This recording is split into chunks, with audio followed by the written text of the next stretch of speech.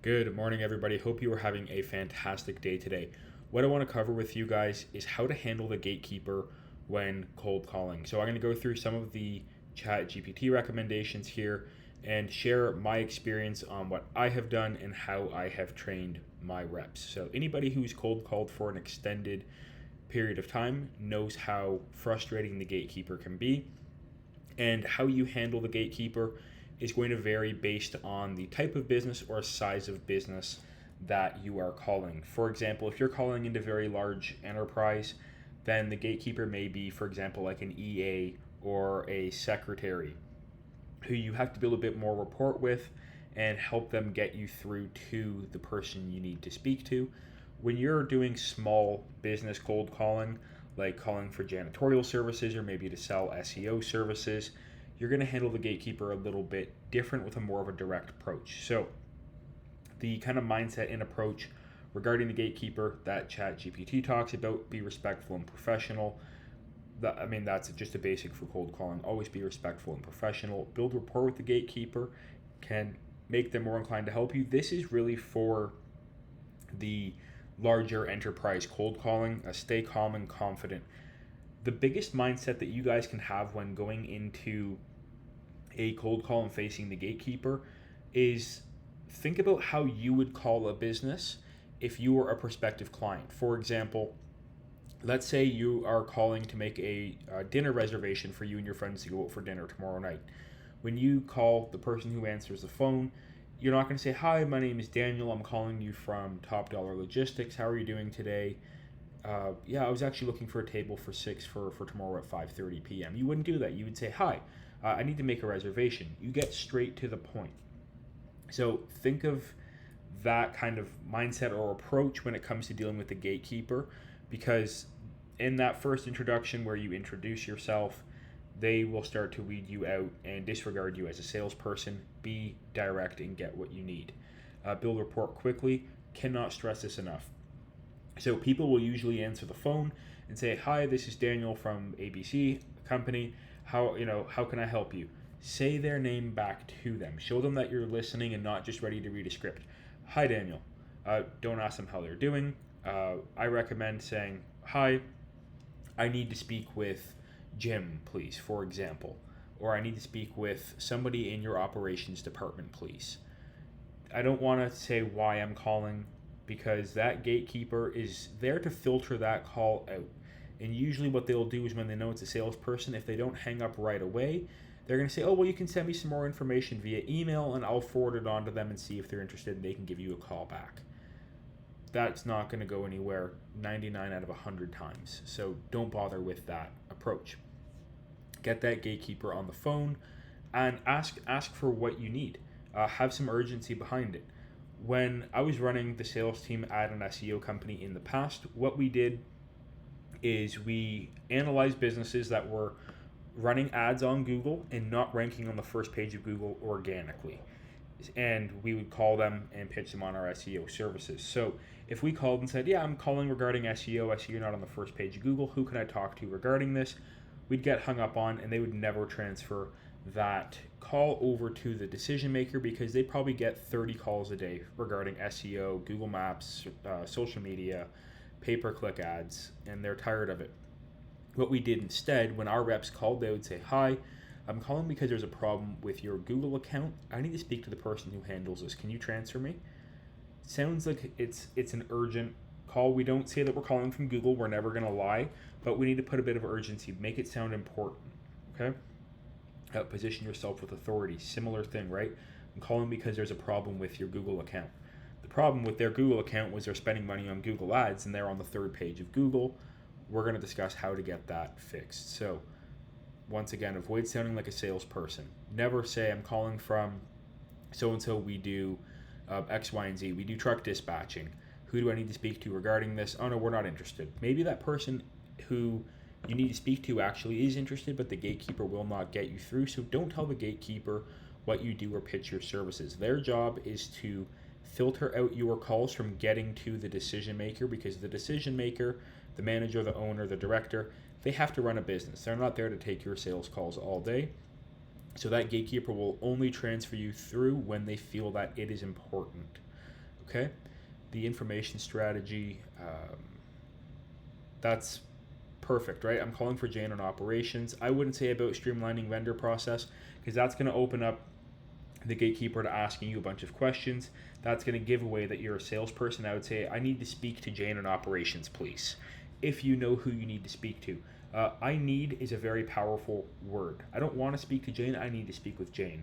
I want a Ford Raptor truck. I need water. There's a big difference. Try and use need more often. It's a very powerful word, need. Um, be specific, not vague. I'm following up on a time-sensitive matter. Works better than I'd like to tell them about our product. Never say I'd like to tell them about our product. That's just a terrible idea. Once again, they're going to know you're a salesperson. They're going to filter you out. At best, you can send an email to info@, and you're going to go nowhere. So I need to speak with Jane. Yeah, what's this call regarding? This is regarding a time-sensitive matter. Can you please transfer me through to Jane? So common tactics, ask for help. Maybe you can help me. That's a good one.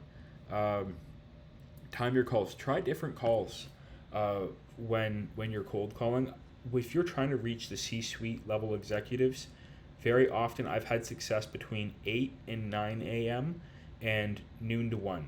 Executives, directors, they don't often take an hour for lunch to sit in the break room or go downstairs for lunch. They're usually at their desk, and it's a fantastic time to reach them. Same with that 8 to 9 a.m. window. Very often they're in the office a little bit earlier, checking some boxes, getting some stuff done. They don't roll in at 9 o'clock and start their day most of the time. Sound confident. I cannot express how important it is for you guys to sound confident on the phone. Very similar to how you're confident to call a restaurant and make that reservation. You know they're going to pay attention to you and take you seriously and book that reservation for you. Call with that same confidence when getting through the gatekeeper to the decision maker, okay? What is this regarding? It's about reduced. Don't talk about the specific problem. I've even said, Jane, for example, going back to the operations, Jane will know what it's regarding. I've sent her over an email. Even if you just sent her over a cold email, don't lie. Send Jane over an email first. If she doesn't respond, give her a call. We're not interested. You should never be hearing we're not interested from the gatekeeper. It means that you have pitched the gatekeeper. The gatekeeper is there to answer calls, maybe do some administration. They're not making purchasing decisions most of the time unless it's an extremely small business, maybe a dental office. The gatekeeper, receptionist will handle a lot of things while the dentist is busy doing what a dentist does. This is a quick call to see if it's relevant to your team. Not a good idea. Send me an email. That's a tough one. Send me an email. Very often it's going to go nowhere. They say that to everybody who calls in. Yes, send me an email. Send me an email to info@, admin@, hello@, contact@. And there's 200,000 emails in that inbox, and it's not going to get through. Don't say I'd be happy to send something over. Just make sure it's relevant. What you can do instead is ask who handles this specifically, and you just want to copy them in the email to make sure that they get it. Or you can say, happy to send over an email. Who do I need to have copied where this will be relevant to them? If you've made the mistake of pitching and the gatekeeper knows what the call is about. Keep notes about each gatekeeper. I don't think that's super important, to be honest. If you call the gatekeeper and you don't know who you need to speak to, very important. Let's say you're calling regarding janitorial services. You call the gatekeeper, ask for the, say, I need to speak with the manager on site, please. Sound urgent, sound stern, sound like a customer who maybe had a bad experience and they're going to take it serious. So when you do the call, hello, this is Daniel. I'm calling you from, hello, this is Daniel with A1 Dental. How can I help you? Say, hi, Daniel. I need to speak to the manager, please. Get through. If they say the manager is not available, no problem. Can I grab the manager's name? Write the manager's name down. And when are they normally available? Set this follow-up. So the next time you call, you can say, I need to speak with whatever the manager's name is, John. You're far more likely to get transferred through if you know who you need to speak to. So the gatekeeper answers, you say, hi, I need to speak with John. I'll hold, please. Then if you're trying to figure out who you need to speak to, because they'll lose a bit of trust in you and start to think you're a salesperson. Build trust over time. I want to get the gatekeeper out of the equation as fast as possible. It's not super important to build trust over time unless you are going into the enterprise space where you're not dealing with a secretary or an admin, you're dealing with an executive assistant where they will, usually be dealing with the directors or the CEO, owners, emails, and filtering stuff out before it gets to them. And if you don't get through the first time you're planting a seed, call back. Don't call back multiple times per day unless they say, oh, call us back at noon or call us back at 1 o'clock. Don't bother the gatekeeper too much. If they know it's you calling many times, they will tell you to stop calling, and then your chances of getting what you need is severely diminished. So maybe call back once every couple of weeks where they're not going to remember you as much.